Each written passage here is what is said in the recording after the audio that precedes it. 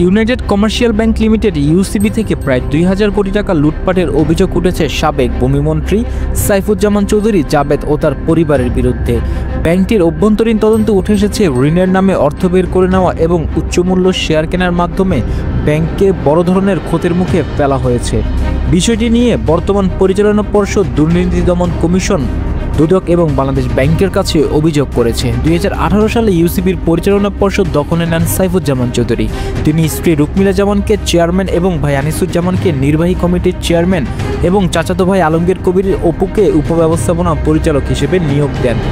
পর্ষদে পরিবার আত্মীয়দের এমন নিয়োগের মাধ্যমে তিনি ব্যাংকের কার্যক্রমের পূর্ণ নিয়ন্ত্রণ প্রতিষ্ঠা করেন। ব্যাংকের অভ্যন্তরীণ তদন্তে বের হয়ে এসেছে জাবেদের প্রভাব খাটিয়ে আদনান ইমামের মালিকানাধীন জেনেক্স ইনফোসিস ও এর সহযোগী প্রতিষ্ঠানের নামে প্রায় ২,০০০ কোটি টাকা ঋণ অনুমোদন করা হয়। এই ঋণ অনুমোদনের সময় কোনো ব্যবস্থাপনা সুপারিশ ছিল না এবং পর্যাপ্ত জামানতও রাখা হয়নি। অভিযোগ করেছে এই ঋণের বড় অংশ বিদেশে পাচার করা হয়েছে। ব্যাংকটির সাবেক পরিচালনা পর্ষদের অধীনে আরও একটি বড় আর্থিক ক্ষতি ঘটে। লকড ইনে থাকা জেনেক্স ইনফোসিসের ৬০,৮৩,৬২৬টি শেয়ার কেনে ইউসিবি। প্রতিটি শেয়ার কেনা হয় ১৭২ টাকা ৫০ পয়সা দরে, যা মোট ১০৫ কোটি টাকা। তবে এই শেয়ারের বর্তমান মূল্য ২৯ টাকা।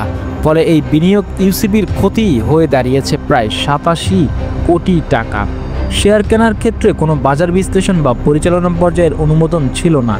Bangladesh university of bank management সাবেক মহাপরিচালক ডক্টর তৌফিক আহমেদ চৌধুরী বলেছেন, একজন চেয়ারম্যান ও তার পরিবারের সদস্যরা যখন একাধিক গুরুত্বপূর্ণ পদে থাকেন তখন তারা নিজেদের স্বার্থে সিদ্ধান্ত নিতে পারেন।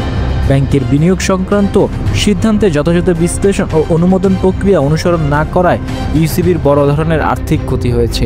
দুর্নীতির অভিযোগে পরিপ্রেক্ষিতে ইউসিবির বর্তমান পরিচালনা পর্ষদ দুর্নীতি দমন কমিশন আনুষ্ঠানিক চিঠি পাঠিয়েছে। বাংলাদেশ ব্যাংকের মুখপাত্র হোসনে আরা শিখা জানিয়েছেন, বাংলাদেশ ব্যাংকের সংশ্লিষ্ট বিভাগগুলো এই অনিয়ম তদন্ত শুরু করেছে এবং কার্যকর ব্যবস্থা নেওয়া হবে। বিশ্লেষকরা বলছেন, রাজনৈতিক প্রভাব ও ব্যাংকের মালিকানা হাতিয়েই সাইফুজ্জামান চৌধুরী ও তার পরিবার ব্যাংক লুটপাটে জড়িয়েছে। বর্তমানে দুর্নীতি দমন কমিশন ও বাংলাদেশ ব্যাংক বিষয়টি তদন্ত করছে।